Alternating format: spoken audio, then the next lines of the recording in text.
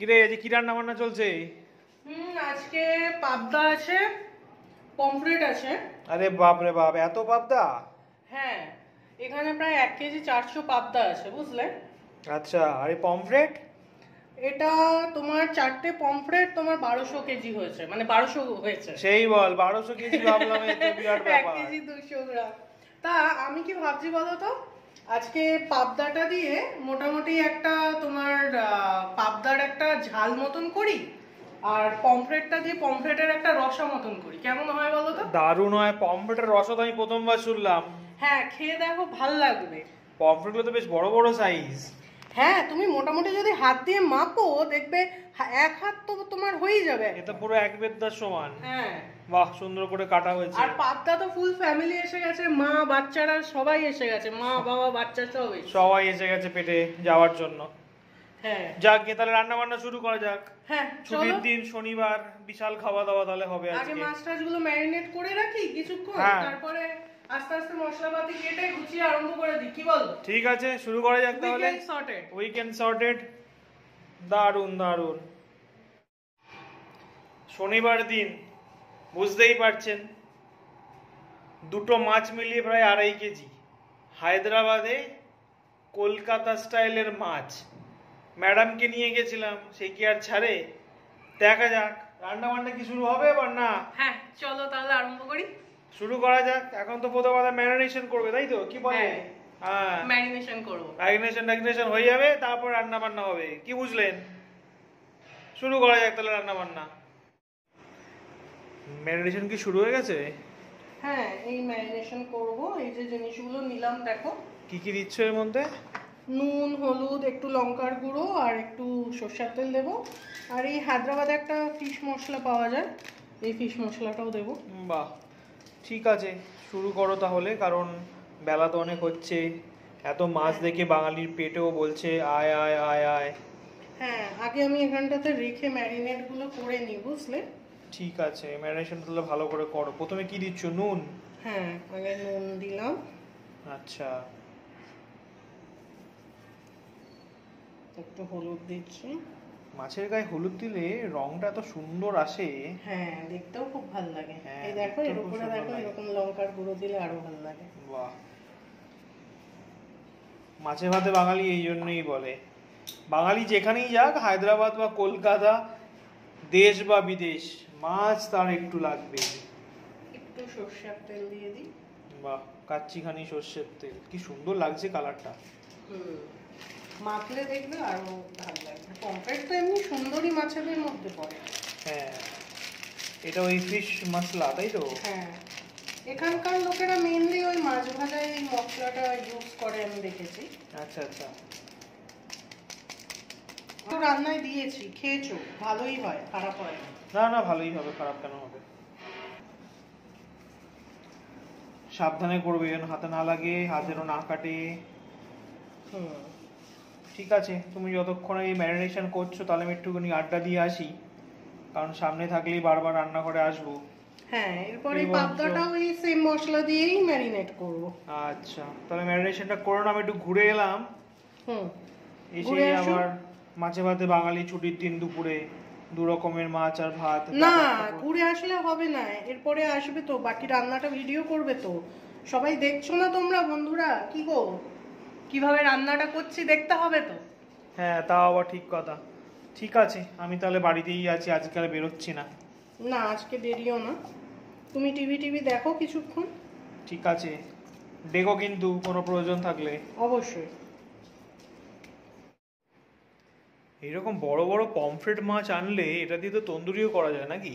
হ্যাঁ, তন্দুরি পমফ্রেট তো ভালো, সেই দীঘা মন্দারমণি সাইডে গেলে খাওয়া হয় না তন্দুরি পমফ্রেট। হ্যাঁ, সেটাই। ওটায় আরো কিছু মশলা দিতে লাগে। এর পরের বার যখন আনবো না, তখন একদিন ওরকম তন্দুরিও বানিয়ে। এত সুন্দর, এত বড় মাছ পাওয়া গেছে আজকে, আশা করি পরেও পাওয়া যাবে। আচ্ছা আচ্ছা, বানাবো। এই কি করছো তুমি? মাছ ভাজি।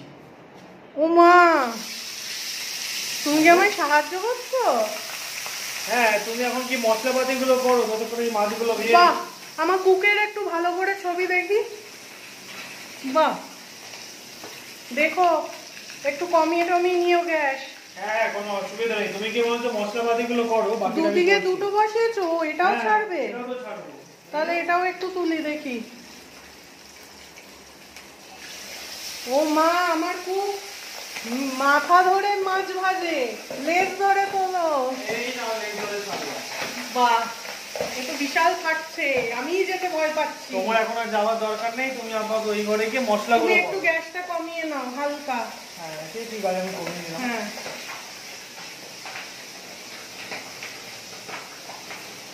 সাবধানে দেখো।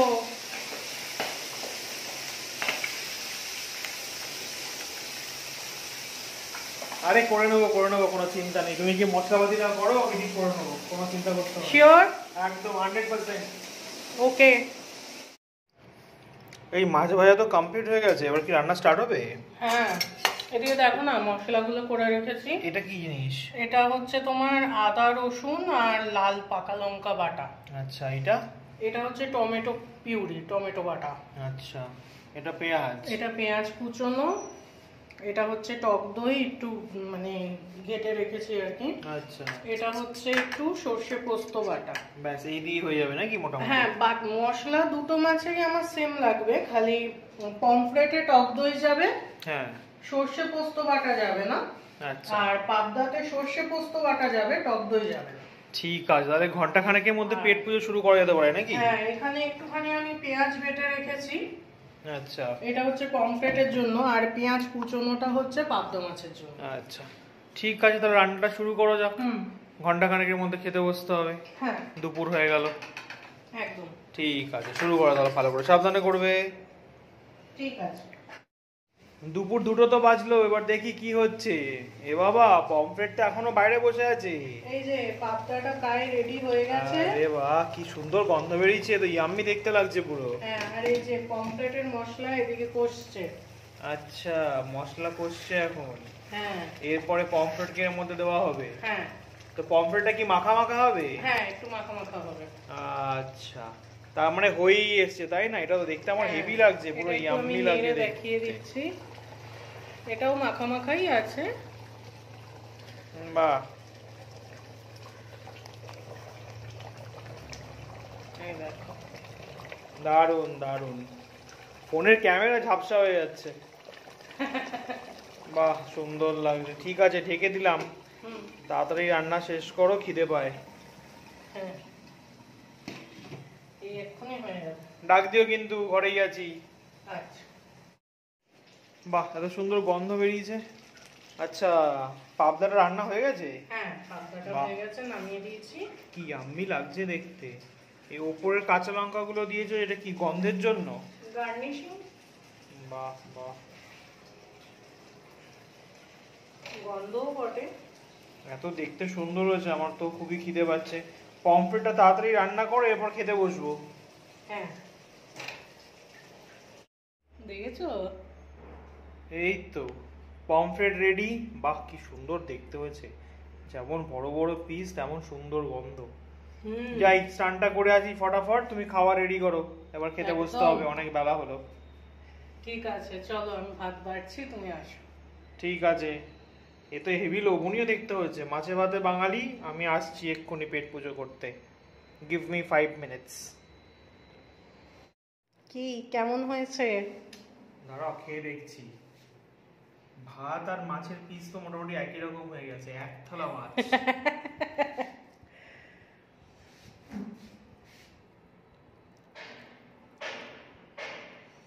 বাহ।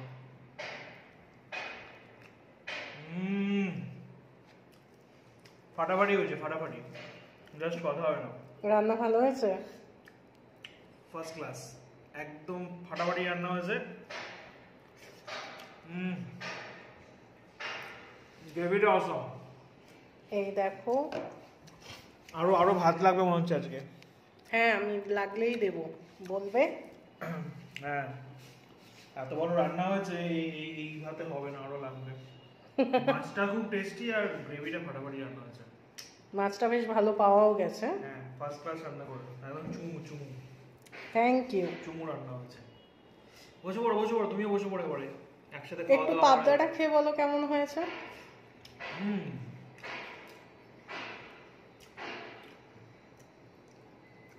সাইজ দেখেছো? বাহ,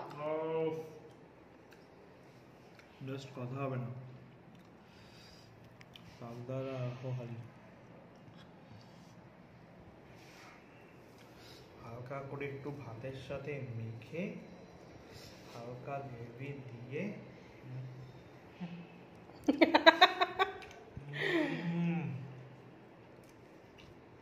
বেস্ট, দা বেস্ট। কোনটা, পমফ্রেটটা না পাবদাটা, কোনটা সব থেকে বেশি ভালো হয়েছে? দুটোই একই লেভেলে, দুটোই ফ্যান্টাস্টিক, মানে একই লেভেলে রান্না হয়েছে। দুটো মাছই খুব টাটকা মাছ, খুব ভালো মাছ, আর রান্না তো তাহলে তোমাকে হায়দ্রাবাদে in my life probably. Thank you so দারুণ মাচ, হয়, দারুণ দারুণ, ইট মিনস আ লট। আর তাহলে তোমাকে আমি হায়দ্রাবাদে ভালো মতন মাছ খাওয়াতে পারলাম। একদম একদম, আরো হবে, এসবে শুরু।